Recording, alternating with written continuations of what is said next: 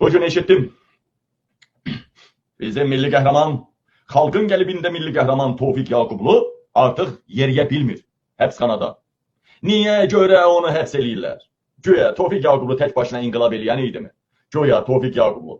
Deyilən vətənəm, hər adama, normal adama 2 polis düşür, 3 polis düşür. Azərbaycanda 2 nəfərdən biri suka, nə bilim, nə iş verəndir, dal verəndir, nə verəndir. Sadəcə Tofiq Yaqubludan qisas alır İlham Əliyev, qisas. Çünki İlham Əliyevin də, onun çırığı Mehriban Əliyevanın da tarix boyu, nəslində, kökündə Tofiq Yaqublu kimi kişi olmayıb, olmayacaq da. Bunlar əsl kişi görəndə qaşınma tutur.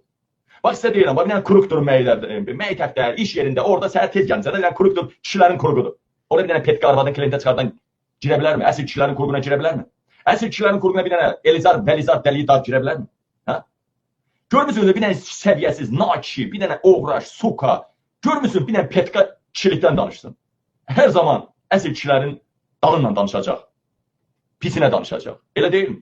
Baxın, İlham Əliyev ailəsi, Mehriban Əliyev ailəsi. Bunlar kişi görəndə qaşınırlar. Bunlar hamını peysər görmək istəyir, hamını fahişə görmək istəyir, hamını petka görmək istəyir. Bunlar kişi görməyə, ya kişi qeyrətli, xanım görməyə alışmayıblar. Alışmaq da istəmirlər.